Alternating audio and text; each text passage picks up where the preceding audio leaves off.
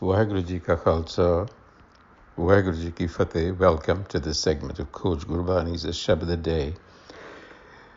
Our recitation today is the 93rd Shabad from this Rag Gaudi Gwareri Mahalla Panjama, composition of the 5th Nanak, Guru Arjan.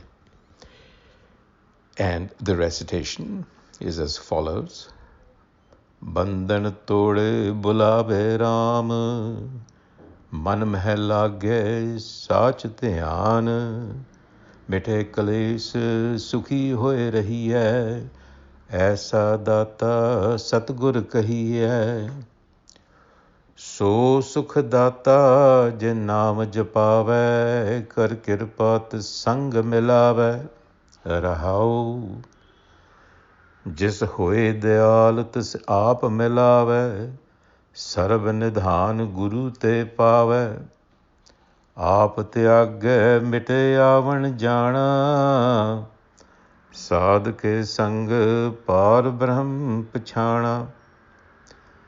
ਜਨ ਉਪਰ ਪ੍ਰਭ ਭੈ ਦਿਆਲ, ਜਨ ਕੀ ਟੇਕ ਏਕ ਗੋਪਾਲ। ਏਕਾ ਲਵੇ ਕੋ ਮਨ ਭਾਉ, ਸਰਬ ਨਿਧਾਨ ਜਨ ਕੈ हर नाव पार ब्रह्म स्यों लागी प्रीत, निर्मल करणी साची रीत। गुरपूरै मेटिया अंधियारा, नानक का प्रभ अपर अपारा। बंधन तोड़ बुलावे राम, मन मह लागै साच ध्यान। मिटह कलेस सुखी होए रही है, ऐसा दाता सतगुर कही है। Such is the beneficent enlightener, the Satguru, whose teachings connect the mind to the self. Man meh lagै sach dhyan. And meeting the self results in all misery dissipating. Miteh kalesh. The mind becomes wholesome, free of conflict. Sukhi hoye rahe.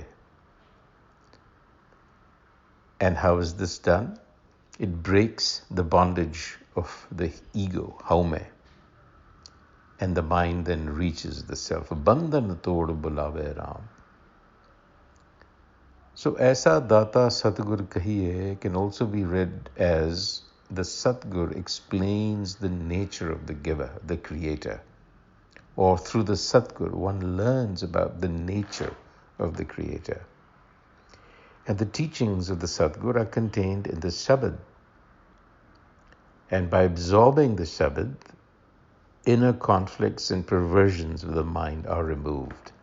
And it comes to be centered on the truth.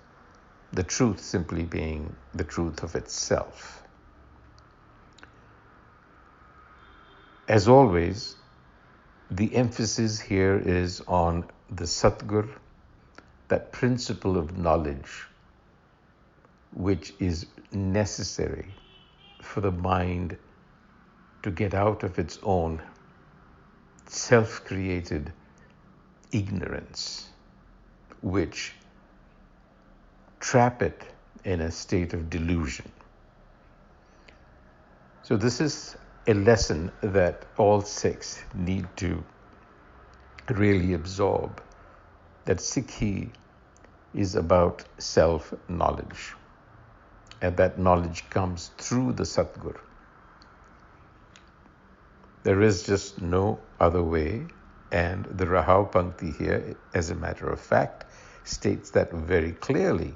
So sukh data je naam japave, kari kirpa tis sang milave. This sang milave, one that unites with that. This is a third person reference to the self. So that Satgur is the giver of pleasure and comfort. So sukh data, who unites us with the self. This sang milave, through self-knowledge. Je naam japave.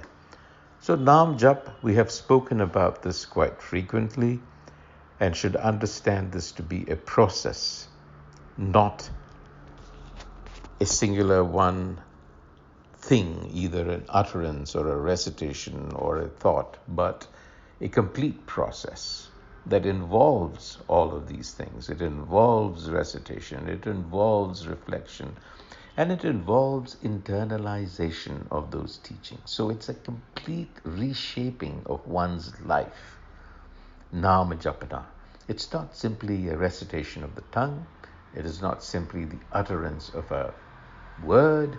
It is not simply thought process, because we often tend to get caught in intellectual understanding, and we begin to believe that because we have an intellectual grasp of what is being said, that we have necessarily understood or comprehended.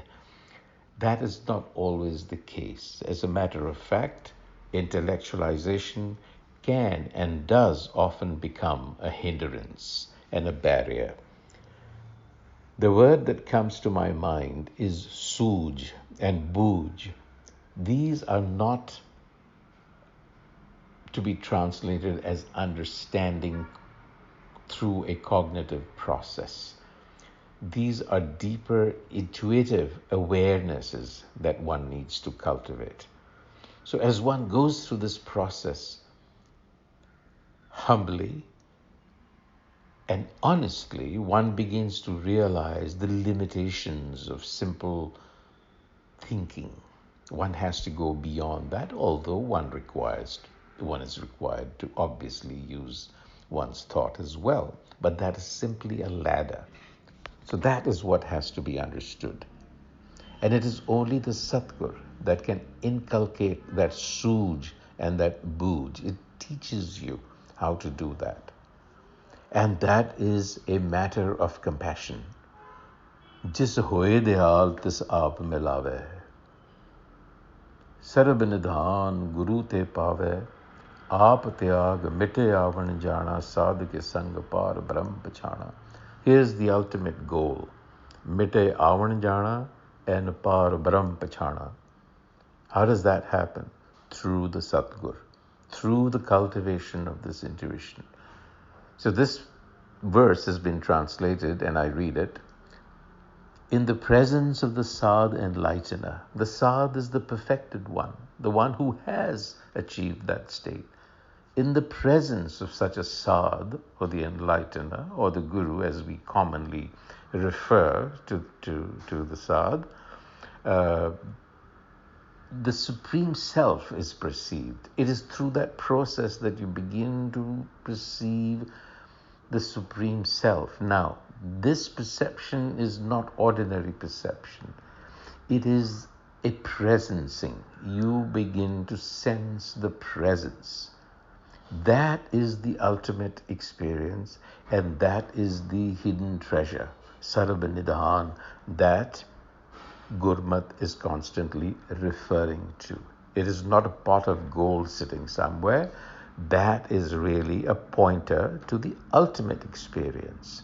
And that comes from compassion of the Shabad Guru.